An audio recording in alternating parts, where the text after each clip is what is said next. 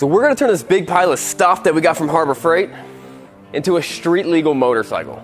And we have no idea how we're gonna do it, except this is gonna be the seat. We know that. And that's gonna be the motor. We know that. So we got the idea from these really handsome guys on YouTube who build a motorcycle out of Home Depot parts. Let me show you guys what we got. But the general basic idea of this plan is this engine hoist. We're gonna chop that up, and that's gonna become the frame, wheels, motor, headlights, seat, and somehow we're gonna use this axle to connect the wheels to the frame. We're gonna need some more parts, but maybe you kind of see what we got going on right here. Let's do it. I can't see this stuff very well, like the vision of how this is gonna work, but single-sided swing arm is my plan. Single-sided front forks. Not sure how that's gonna work, that's also my plan. And some type of triangle. I know where the seat's going. I got that figured out. Also, here's the plan for the handlebars. Huh? Am I right? This makes sense. All right, Craig, bring in my body double. Make this a motorcycle. Let me guess, you have a meeting? I'll be back in 3 days. Don't make it too big, we don't have that much metal. Is that not a motorcycle right there? Why not just use one of these as your main frame? Show me.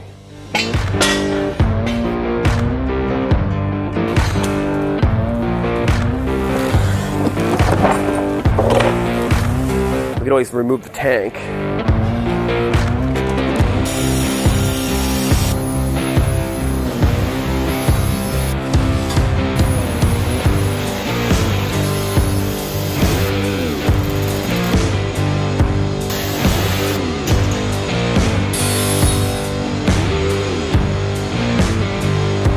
So this is where we're at. This is our new motorcycle. I'm not gonna lie, the project is not going well. We have less clarity now about what we're doing than we did when we started.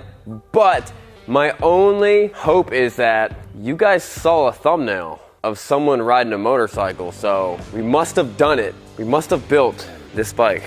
I just don't know how we're gonna do it, or how it's gonna drive, or how it's gonna steer, or anything. Could you tell me what was in the thumbnail so we know how to build it? Please throw in the comments. Now, you might be wondering why we're building this. And by far, this is gonna be our toughest build yet. Tougher than the Home Depot bike, tougher than the jet ski bike. And honestly, I have no idea how this is actually all gonna turn out. But the reason all goes back to this guy right here, my youngest son. And basically, he's a little clone of me and all my other sons. And I was reminded of something the other day. That when you're a kid, your imagination can make anything into anything. A cardboard box can be a race car. A blanket fort is a spaceship. Of course, a stick is a sword. But for me, and apparently I've passed this on to my kids, everything was always a motorcycle. Oh, you're moving it. Oh, yeah, that's pretty cool. But somewhere along the lines, we lost our way. And reality kind of kicked in, and we realized that you can't commute to work on a couch cushion. And you were told that not only is that water pump not a motorcycle, but it's never gonna be a motorcycle. But what I'm here to prove is that with enough imagination and with enough Craig, anything can still be a motorcycle. Even a pile of stuff that you buy from Harbor Freight. Now, whether the Commonwealth of Pennsylvania is gonna agree with that, we're gonna find out soon enough. All right, here's for the big, revealing moment. Wow, it fits. Yeah. What's your plan? I don't know.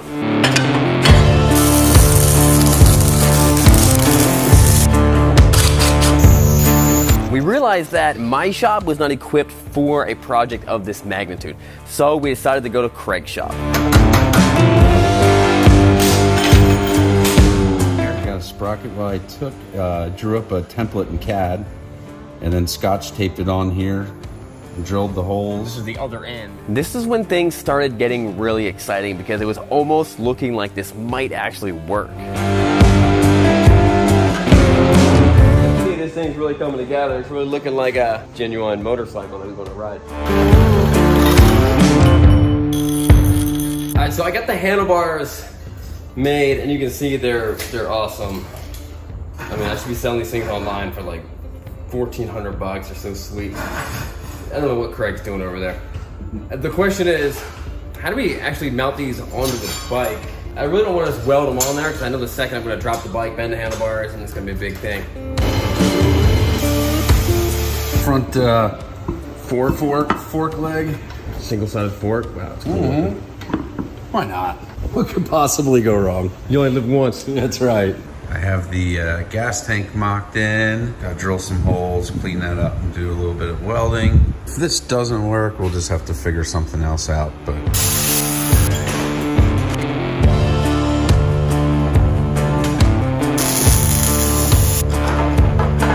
All right, so it's the next day. I'm still working on the handlebars. Craig is working on, what are you working on, The Craig? brakes. How much confidence do you have in this? 100%. Okay, 100%. I talked to him yesterday. He was that was not 100%. Craig ran through a couple different concepts. One was an electric brake concept that sounded awesome and horribly sketchy.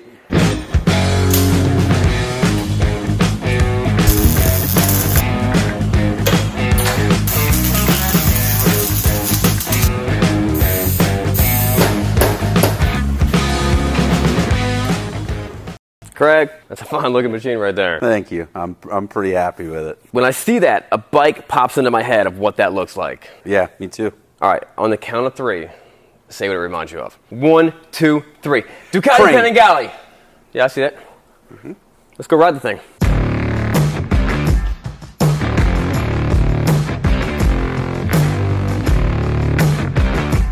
And as you can see, the bike was 100% an absolute success.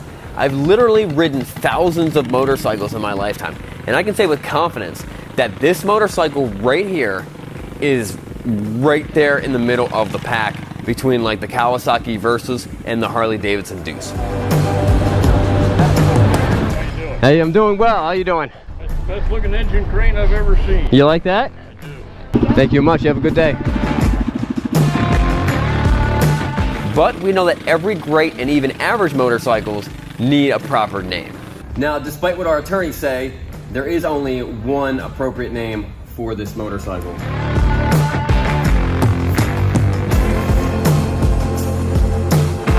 So how did we make this work of art street legal? Well, that's simple. You see that piece of plastic down there? That's a piece of a 2003 Honda Silverwing. And according to me, the bike started as a 2003 Silverwing. But then through a series of slight modifications, every single component got replaced with the exception of that plastic piece and the Honda service manual that goes with it.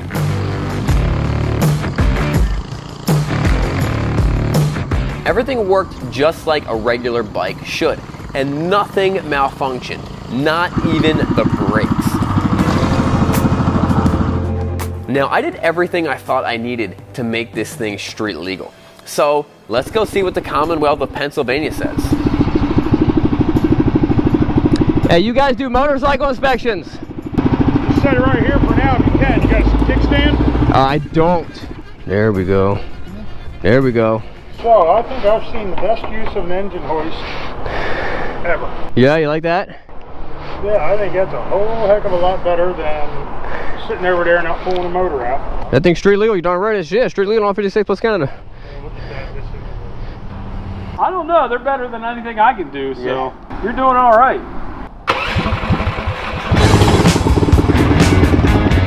To my surprise, and the surprise of probably everyone else watching, I did not get my official inspection sticker from PA. But even better, I gained the respect from those mechanics, which hopefully the police will acknowledge as equivalent if or when I get pulled over. But I still really wanted a sticker. So,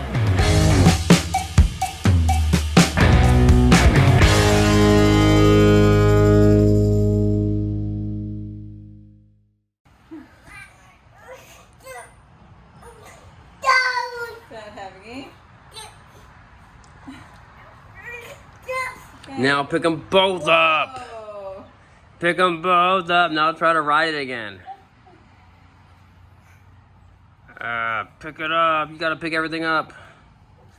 Everything must be picked up.